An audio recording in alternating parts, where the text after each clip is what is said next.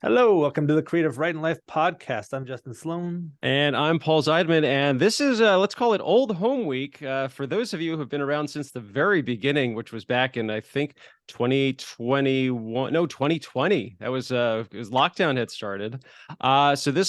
When this show started, there were three co-hosts, and two of them are here today, and the third one, he's here too. Let's say a hi and a hearty welcome back to PT Hylton. PT, thanks for being on the show. Oh, thank you. Thanks for having me. A hearty welcome, even. That's my favorite kind of welcome, I'd say.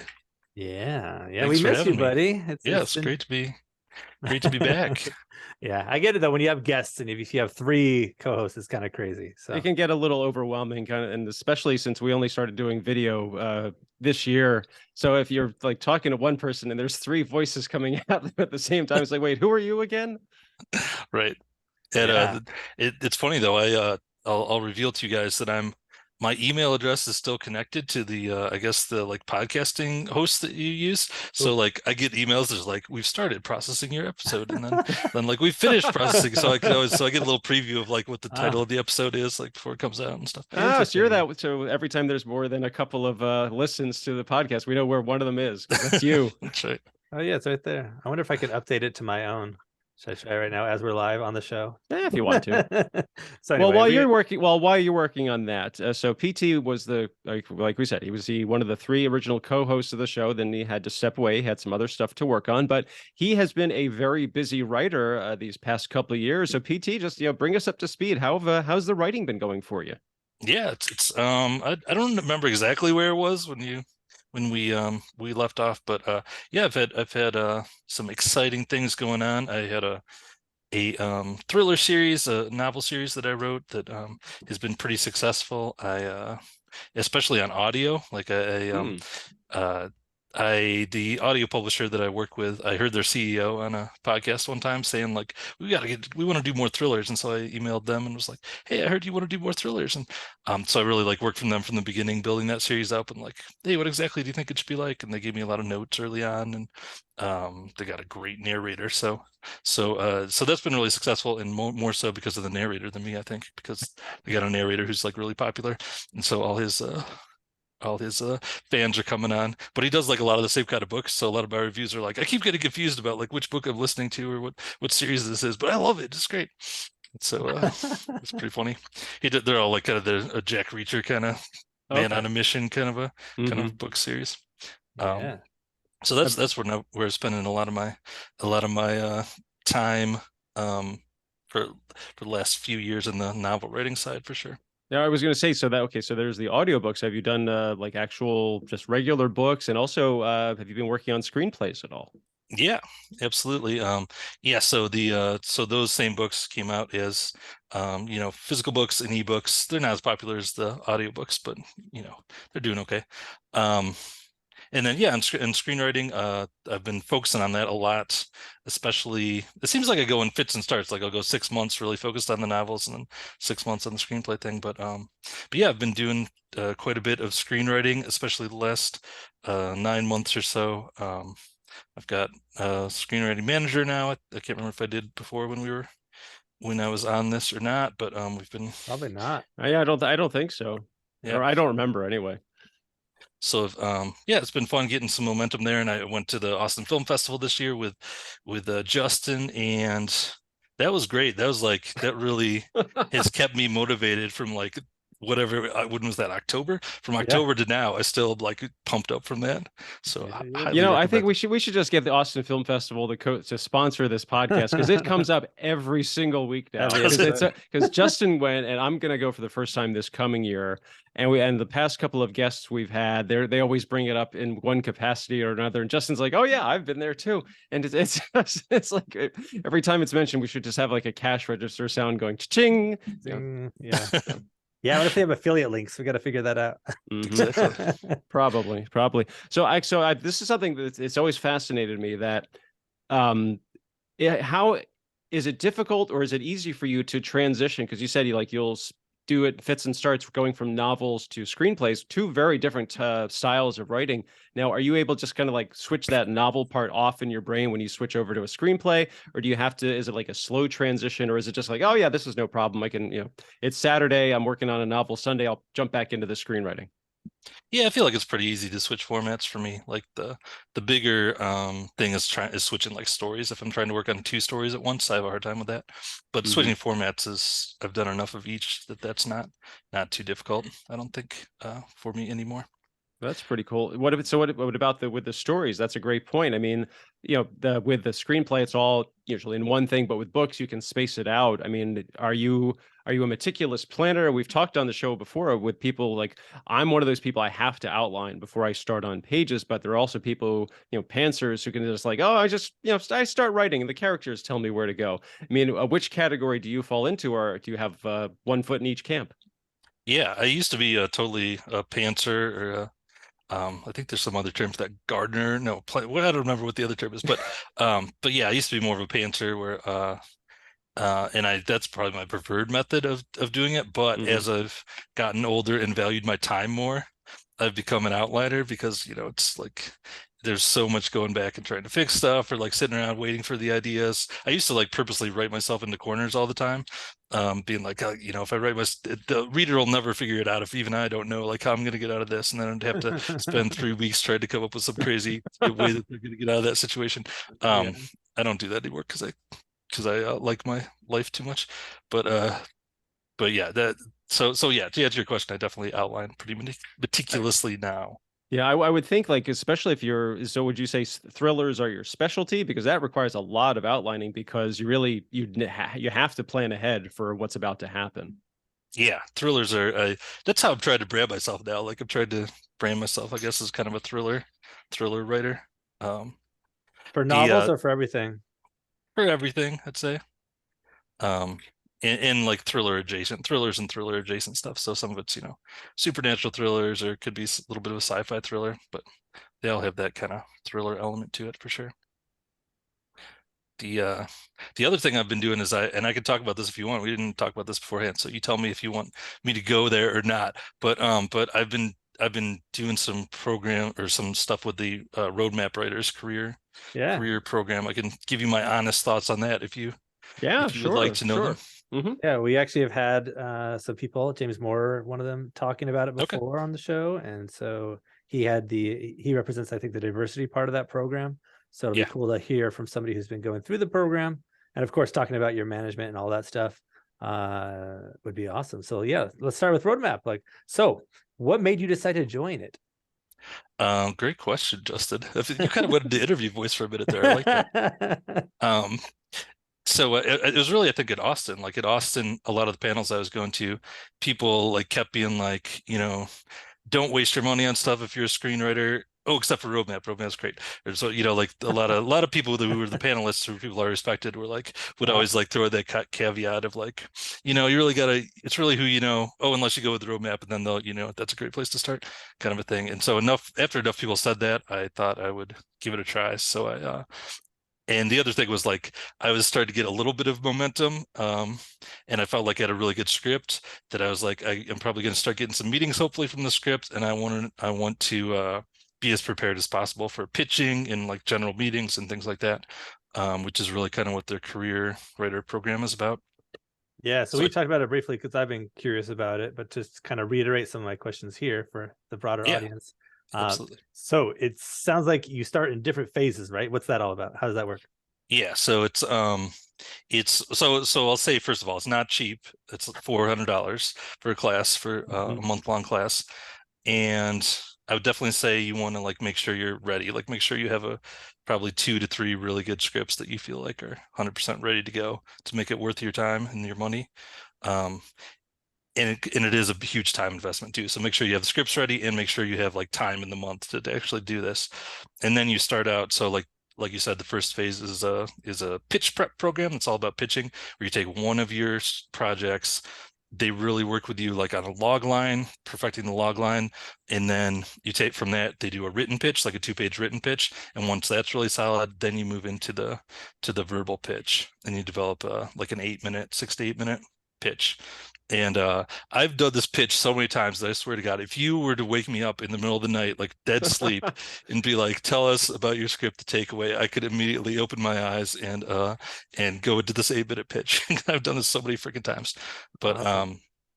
but like for that $400, you do get a lot of people's time, a lot of, like I've had they set up a general meeting for you. I've done like maybe probably like 10 or 12 pitches to different executives and managers and things like that they set up for you, and just tons and tons of feedback. And they're pretty like stringent about like, no, that's not good enough. You gotta, change this, give you a ton of feedback. So it's not easy. It is really, and it's not cheap, and it's time consuming, but it is, I think, definitely worth the money. So valuable. I saw your mind racing as you were debating. Am I allowed to say this? Should I mention names? No, I shouldn't. But I was just going to say that he has PT has told me about people he's been meeting with, and it always sounds very exciting and very like spot on. So before I'll go back to you in a second, Paul, I just wanted to ask one more follow up on that. Is that do you feel like there's specific genres that do better through this program? Like they're introducing you to, creative execs who probably have more of a tend to go towards thriller or something? It's a good question. It does seem like there's a lot of comedy and a lot of TV people as well. I found out through the program that a lot of the people who do the coverage for Roadmap, like if you just submit your script for coverage, they have a lot of like working TV writers who do that coverage. And it seems like they have a ton of connections in the TV world. But it's pretty broad overall. I would think. Well, don't they also kind of like, so if they know you write thrillers, they're going to like direct you more towards people who specialize in thrillers. They're not just going to say, "Oh, you do thrillers. Oh, well, here's a guy who does rom-coms. So, you can just talk to him," because I know they're not like that. They're very good. I haven't been through the program myself, but I know a lot of people who have. I also know Joey Tuccio, the guy who runs it all. He's a sweetheart of a guy. He's like, he wants to help everybody. So he really kind of like helps target you towards where he thinks you would be the most effective, or you might have the most impact. So I guess, for your case, PT, it would be like, okay, well, you do thrillers. Well, these 3 production companies, that's what they specialize in. So they're going to point you towards them. And it sounds like you've had some really good and productive meetings so far. Yeah, one of the to your point, one of the best things that I've had, one of my favorite sessions that I've had, is they had this thing, the real world read, where they have an executive, like you send them your script and they read it until they don't want to read it anymore. So however much they would, the same as if they were just getting it, coming to their desk in their email, and then they come to this call and they tell you like, okay, I got to page 5, and like here's why, or here, or I got to page 10 or 6 or whatever. Super interesting to like, and they're very, very super honest and with what they were connecting with or whatever. That was are you willing to say how far have they done that with you? And well, how far they've gotten? I don't want to brag, but they did make it all the way through by it. Nice. So. That's not bragging. That's being proud of your accomplishments. Yes. So I got through so that was the first month was the pitching. The second month is they call it the marketing intensive, where essentially you take your pitch that you really have honed in month 1 and you just give it to a lot of people. They have a huge list of executives who are like taking pitches right now, and you can kind of comb through there and say who you want to pitch to, and they set it up for you. And then there's several other things, like they have one class is like how not to be weird on email, and just like email etiquette and stuff like that. Like, wow. How to research production companies that might be a good fit for your project. It's all that nice. Kind of the non-writing side of writing, I guess. So what's up next for you with them? I mean, because you've said you've done the pitching and then the marketing. So what comes after that? After that is the I think it's portfolio polishing, where they actually start looking at your scripts. I'm gonna stop, at least for now. So I'm probably a little bit of an anomaly in that really the point of the program is like to get a manager. That's like where you're supposed to get to at the end, and I already have a manager. But I wanted to learn these skills that I don't have. Now they're getting to the part where they're like introducing you to managers and things like that. So I'm probably gonna step back at this point. Sure. Did you have a manager before you started? Yeah, I did. Okay, that's pretty cool. That's a good transition to talk about management. Yeah. So how long have you been with this management team now? About a year, I'd say. Okay, cool. And do you feel that you are ready for management when you got with them, or do you have advice on for people who are thinking like, are they ready? Is this the time? Should I be thinking about reps? Because I feel like I jumped in maybe too early. I definitely wanted my brand figured out better before I landed my manager. But what's been your experience? Yeah, no, great question. I don't think I was ready, first of all. And second of all, the thing that this is like everybody says this, so I don't know why I was stupid about this, but like I definitely fell for the trap of like, okay, I got a manager now, I can just cool it and lay back and like let's see what you can do for me, manager. And just really in the last 6 months or so, I've been like, no, I gotta take control of my own career here and try to be my own best advocate. So yeah, I was really, for the first 6 or 8 months, I was like sitting there being like, all right, what's going on? When's the money gonna start rolling in, guys? Uh, Yeah. so now I very much see myself as my best advocate and try to use them as a partner, and I'll even email them and be like, hey, what do you think about this production company for my script? Would this be a good fit? And sometimes they say yes and send it to them. Sometimes they don't, but I'm Okay. always Okay. Can you tell us, how did you get your manager? I mean, was it a cold query, or did someone refer you? yeah. I met them. Please don't say Gosh, Austin. no, it wasn't Austin. It was some service. It might have been Roadmap actually. There's like a like you know get with this manager and they'll read your script and give you feedback on it, kind of a thing. And I sent him the script. He liked it. We had a couple back and forth. He read another one of my scripts and ended up signing me. He's actually no longer with the company, but I stayed with the company, and Oh yeah. manager's there now. Yeah. So if you were talking to managers and debating, like, should I go with this person or not? What do you think some questions should be? Like what are you thinking when you're debating? Is this the right fit? Yeah, I think asking like, what's your plan? Here's my goals. What would your plan be to help me get to those goals? And what would be some like good road Roadmap. roads Roots? mile markers along the way? What am I trying to say here? What are some good mile markers along the way towards that goal that we could shoot Mhm. for? Milestones. Yeah. I would also say like pay really close attention to like their notes on your script. Like, are they good at giving notes, and what kind of feedback are they giving you? And are they wanting you to change it to something crazy that's not at all what you're going for? And if they are and you push back on that, how do they take that? And hopefully they'll at least, they're definitely going to read your script first and give you their thoughts on it, so you'll get a good taste of that and Yeah. whether or not you mesh. I've always wondered if they just say, "We love it, your script's awesome," is that a bad sign? Because that means like, because part of the reason you're with some of these managers is to grow, to develop, right? To develop the scripts and make them better and then send them out. And if everything's just perfect now, is it just that they're not giving you enough attention, or are we just really that good? Right.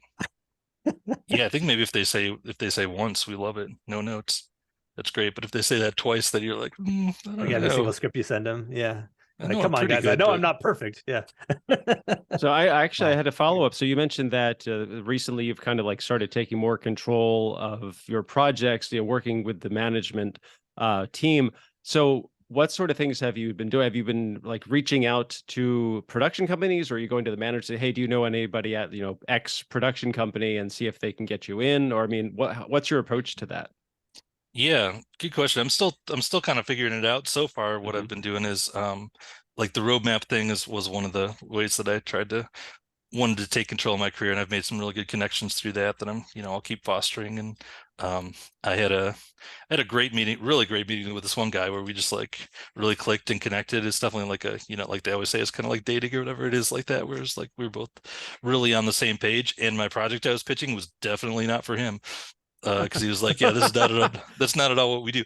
But it was one of those things where I'm sure we'll probably stay in touch and hopefully work on something else down the line. So there's that. And yeah, then the other thing is I've been emailing my managers, different ideas for scripts or for production companies, saying, hey, what do you think about this company? What do you think about that company? Do you know anybody here that we could send it to? That kind of thing. How are they in responding to that sort of thing? Like you say, hey, I've got this script. Do you know anybody at this production company? Are they like really on the ball with it, or do you kind of have to like occasionally, say you get back to them, say, hey, did you ever get back to that production company? I mean, has it been a really solid relationship, or is it kind of like, sometimes it's good, sometimes they're lagging a bit? Yeah, I mean, like I'm definitely not always top of mind, and I don't fault them for that. They got a lot of people to worry about. So Mhm. but we do meet regularly and everything, and so I'll usually ask and follow up. But they're really good. They like really like it when I bring up those production companies and things. Generally they jump right on it. That's great. So I don't have any complaints there for sure. Mm-hmm. The other thing that I wanted to say, and this is kind of going back to the pitching thing, but that I found really interesting in pitching is that I don't know, maybe I've probably heard people say this before, but I didn't realize that you can't take like what they say and how they act in your pitch like as any indication whatsoever of if they actually liked it or not. Okay. Like I had one guy who was like, I pitched my thing and he was like, this is amazing. We have to talk more and stay in touch. This is exactly the kind of pictures that we were wanting to make. And then like, so Roadmap sends you like a feedback form at the like a couple days later that the person actually fills out, and it was like, no, zero interest in this project on that feedback form. Yeah, like, that's weird. I wonder if they got it wrong. Like they just filled out for the wrong thing, and now they're sitting here a week or two later going, "What the hell? Where's that guy with that awesome?"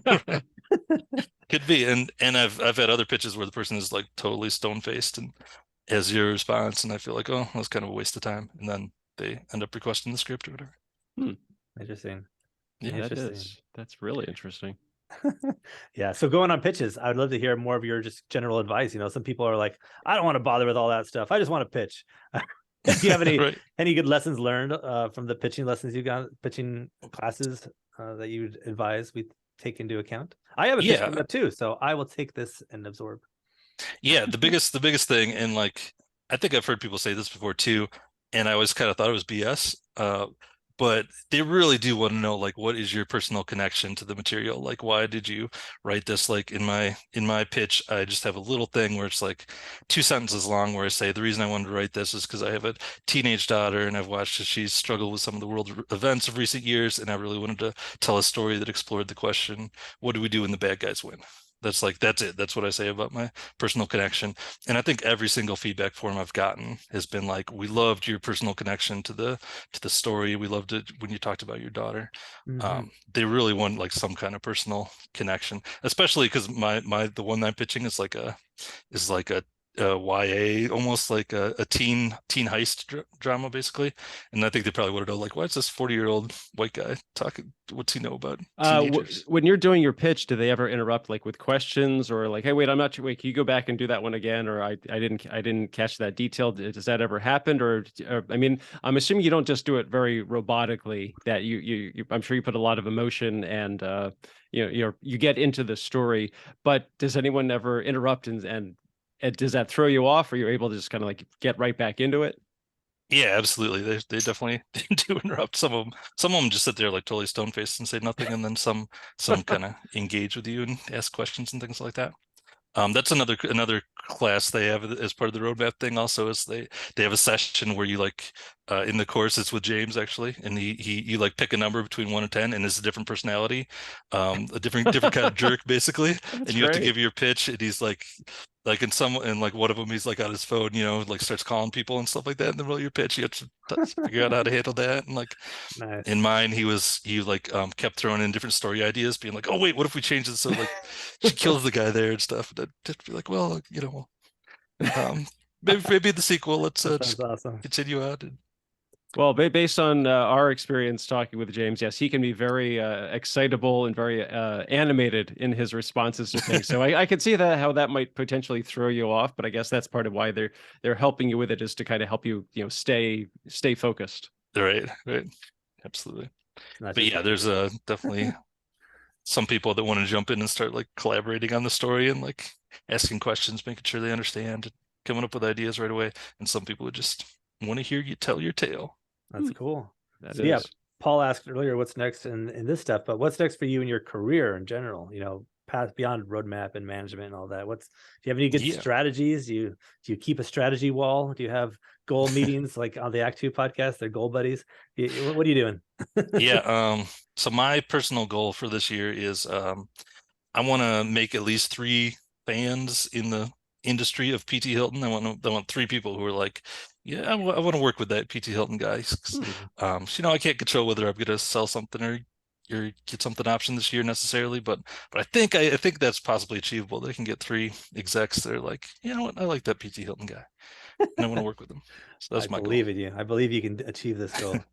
Yes. Well, you definitely sound like you're on your way already. I mean, especially with all the pitches and meetings you've been having. So that's really encouraging. Yeah, thanks. It's definitely fun for sure. Yeah. That is one other thing that I've trying to remind myself is like not to let my emotions ride too high or too low on based on how the last meeting went or whatever meeting's coming up tomorrow or whatever. It's tiring, right? It's exhausting. Like, do they send you rejection notices when you don't like you said the paper, like, hey, not this one? Yeah, they send you a form that's like, and it grades you on a bunch of different Oh my things, God. like, you know, what was your That's energy, what was the story, what was your, you know, all that. I was signing up for something recently that was one of these where you submit your scripts, and I kept getting those emails where it's like pass, pass, pass. And I'm like, I don't want to see these emails. I just want like put them on the website. I can go check it later. Like this is getting depressing. So I had to like change my email settings or something. But yeah, cool. Paul, anything else on this? No, it was great. I mean, I'm really happy that things have been going so well for you. I mean, great on the books and and the management and the roadmap stuff. And just it's really nice that, you know, Justin was saying, like, what was it, a goal sheet or something? I forget what the phrase he used was, but it's great that, you know, you've got that. And I think that, you know, it's great to network and make those good connections. And it definitely sounds like roadmap has been a huge boost for that for you. And that's really great. Yeah, I don't want to make this a roadmap commercial or anything. Like I'm not a paid sponsor, but I do think if you're at that place in your career, it could be beneficial. Yeah, it sounds like a lot of fun. And I've gone through programs that I've like seemed similar in style, like the veterans program, the WGF one and whatnot. So I've always have high things to say about all of these programs. It's anything that get you out there and pitch more and interact and talk about your stories. And maybe meet people who are have shared interests. That's all awesome. But hey, tell everybody where they can find your books too, because you want to get some sales. Hopefully, I mean, I would think. Yeah, you can find them. I don't know, Amazon, Audible. Cool. You can go to. I was gonna say go to pthylton.com, but don't do that because that's like way out of date and too old. Yeah, I gotta do something with that site at some point. Yeah, but you can search for PT Hylton. That's Hylton with a Y on your favorite book platform. Yeah. And I'm excited to see you guys at Austin this year. We should do some kind of is there going to be like any kind of a recording of the podcast or anything? A live event. I don't know about live. Yeah, we just have to, like, you know, find a small, you know, pair or trio of chairs somewhere in a little coffee table and just kind of like, I don't know if I want to bring this microphone all the way to Texas with me. But you know what you can do now that we have a YouTube channel, which we do, by the way, for people who are listening and don't know, we have a YouTube channel we just started. So we're doing video now. We are only on our probably 4th or 5th video episode, so not too many. But my point is we could do a live, you know, like you can go on YouTube and go live. And we could be like Creative Writing Life live from Austin and just, you know, it'd be fun. Have a couple of drinks, say hi. Good times. Awesome. Let's plan on that. We'll see if maybe some tacos, you know, there's some really good tacos there. What was that place we went to, PT? Do you remember? No, but it was good. I remember that. There's a couple, but one of them was Velvet Tacos, and they do all these weird like Korean bulgogi tacos and stuff. So this is part of my commercial that's ongoing for the Austin Film Festival. Oh my God. Maybe the creative writing life could be like the opening act for like script notes or something. Right. Just get us on there for 5 minutes first. Oh yeah, get all these people coming in. Who the hell are these guys? What are they yammering on about? Yeah, for sure. All right. So yeah, social media, PT. Yeah, PT Hylton everywhere. Awesome. There we go. Well, thanks, CT, for coming back on the show. We'll have to have you on once every year or two, and once a decade. Catch up. Yeah, once a decade, and just catch up. And listeners, thank you so much. Again, check out the YouTube. Check out, leave reviews, share all that stuff, and you can find my books on Amazon. I'm Justin Sloan. And I'm Paul Zeidman. You can check out my screenwriting blog, Maximum Z, at maximumz.blog. I've also got my books on Amazon, the Go Ahead and Ask series, interviews about screenwriting and Pi, volumes 1 through 3. I'm also on Twitter at Maximum_Z. Like he said, he's Justin. That's PT. I'm Paul. This has been the Creative Writing Life podcast. Thanks for listening. Stay safe, stay healthy, and most importantly, go write something.